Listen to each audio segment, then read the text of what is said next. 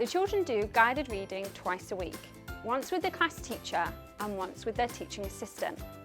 Each time they'll take home a guided reading book, this is the one chosen by the teacher, and then they'll choose their own choosing book. The guided reading book, the one chosen by the teacher, will be slightly trickier, and that's because we'll support them through it. Their choosing book will likely be a little bit easier. They can read it with more fluency, and that's really important. We want children to nurture that love and passion for reading. If they're having to decode all the words on every page, they're not going to nurture that. In the book chosen by the teacher, there'll be some words that the children might already be able to recognise. There might be some trickier words. Often there'll be the same word repeated on every page. We hope the children will begin to learn to recognise the word, but sometimes that can be a bit tricky. If at home you're noticing that your child is sounding out the same word on each page, you can just pause. We recommend that you write it on a sticky note and pop it next to where they're reading. You could even have a hunt for it throughout the book. So I'd ask the children to find this word on every page. It supports their recognition. Also, if they then come to the word when they begin reading again and hesitate, you can remind them to look at the sticky note to help them to read the word.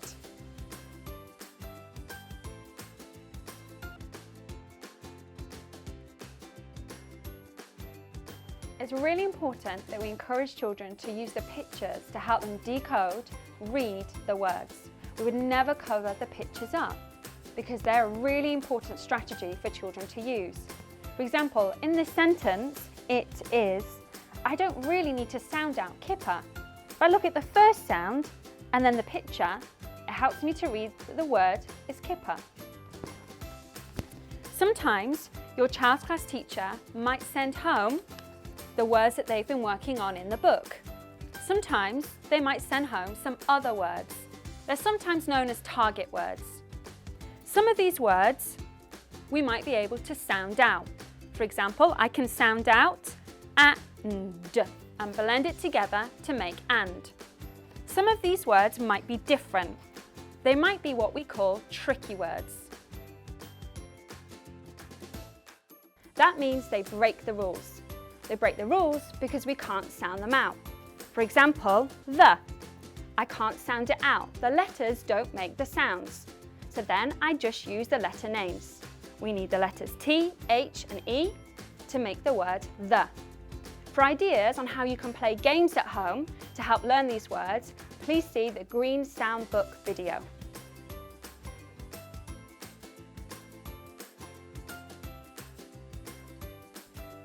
Your child might come home with a book without any text. This is brilliant in laying the foundations for a fantastic literacy journey.